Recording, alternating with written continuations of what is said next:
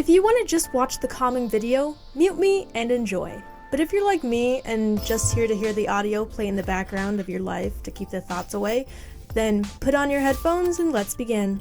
I am Magpie, and this is the story of how my thieving coworker got deported. Before I made chokers for a living, I worked at a gym.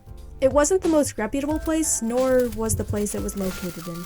Every couple months, someone would stop showing up for work, and uncoincidentally, every couple months, I found myself sharing the morning shift with somebody new. Thanks to this pattern, I worked with all types of characters, from home-wrecking sleeps with her boss kind to severely underpaid, mentally handicapped kind. This guy was the steal your wallet while giving you a hug kind. I met him on his first day for training, since I was basically the only employee who worked there long enough to know how to give training. We'll call him Teeth since I hardly ever saw him not smiling. My first impression was how tall he was, how dark his hair was, and how absolutely punchable his face was.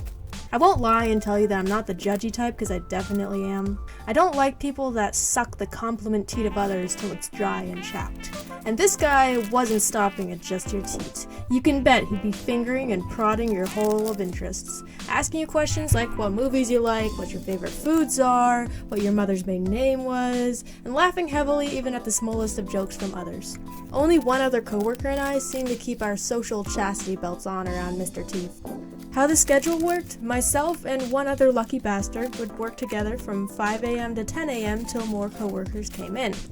This shift was responsible for most of the cleaning, so it wasn't unusual for one of us to spend long times in the locker rooms for deep cleaning. And he definitely did. Little did I know, he was going through each unlocked locker, pulling out cash, jewelry, and credit cards one by one throughout the week. When one of the members found that their wedding ring had gone missing, and then another missing their card, and another missing report that same week, it became the new gossip for all of the workers and members. And surprisingly, it seemed to be the only thing Mr. Teeth didn't want to ask your opinion on. When the rumors started, Mr. Teeth made it a habit to start asking me if he could leave early almost every day. He was always not feeling good or running late for something else. It was around this time that my wallet was stolen as well. I heard one of our longtime members talking to the manager about a whopping $4,000 for gold watches gone from his bank account even though his card wasn't missing. Teeth had picked up on a better way to steal, pretending to be cleaning the locker rooms and placing a do not enter cleaning sign on the door. He would pick 2 or 3 cards a week from the unlocked lockers and copy down all the information on the card. Then, before leaving for the day, he would sit at the front desk computer and look up that member's profile, which included their home address and a few other information.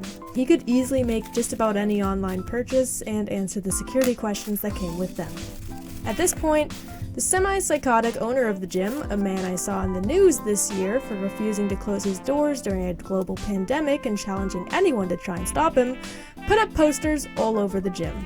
They were a direct message to the thief, and I remember receiving many a complaint from the members about how unprofessional and strange it was.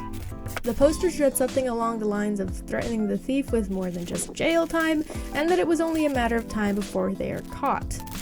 So much cash, money, and jewelry had been stolen that 2 officers came in to talk to some of the employees and a few of the victims. But still, no one was arrested. That is until 1 week later. Even while his thievery plans had grown exponentially in skill and intelligence, he miraculously and simultaneously de-evolved at the exact same speed and thrust. I remember the very last day he came into work, sweating like the ballsack of a sumo wrestler. Before Teeth arrived, the owner of the gym came in just to tell me not to let him leave early, and that if he did walk out those doors, to call him or the police immediately. And, unsurprisingly, as the day went on, Teeth did ask multiple times if he could leave early, but I told him I really needed his help there today. And then, just a few minutes before his shift ended, 2 squad cars pulled into the parking lot, walked into the building, and arrested Mr. Teeth. You may think it's scary to watch someone get arrested right in front of you at work, but this was only one of 3 times I had seen something like that play out while on the clock, so I was kinda used to it, which I will share another day. Everything after this point I heard from the manager and the owner. As it turns out, Mr. Teeth had actually come to America illegally from Mexico while on the run from the law there. I was told it was something to do with drugs, but never got the full story. After he had been hired at the gym, he of course was told to bring in his ID and other paperwork such as social security card. But he kept just showing up without it and showing up with a new excuse. Which was pretty easy for him. The only few weeks that he did work there was the morning shift with me, which means we didn't get to see the manager or the owner come in that often.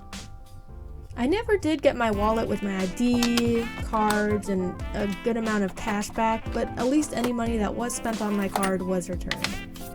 And how had he been caught, you may ask? Well, if you remember, I mentioned one of the coworkers not falling for his nice guy act. As it turns out, Teeth tried to sell this guy a gold watch, and when that didn't go well and he knew he'd been caught soon, he was actually planning on not coming back that last day of work. He was gonna leave early and skedaddle. The day before, he had almost emptied the cash register and it had been caught on camera. Typically, I would have felt bad for him, but the guy stole my wallet with my ID in it, which means I had to wait 4 hours in line to get it replaced, so no. If you followed me here from my TikTok or my Instagram, know that I'll be doing full-length packaging videos, dubbed over with commentary or story times here on my YouTube channel. And if you're a longtime TikTok fan, you may even recognize the speedrun version of this story from an older video, but I thought I'd do a more in-depth one. One last announcement before you go. In honor of reaching 300,000 followers on TikTok, 2020 finally being over, and Magpie's Oddities being 1 year old, I will be hosting a huge giveaway. Included in this giveaway will be a custom choker, custom oddity box, and probably a few other things. I don't know, we'll see. All the links are in my bio though. But now you've reached the end of the video, which means it's time to scroll down and find something else to watch to fill that dark gaping hole inside of you.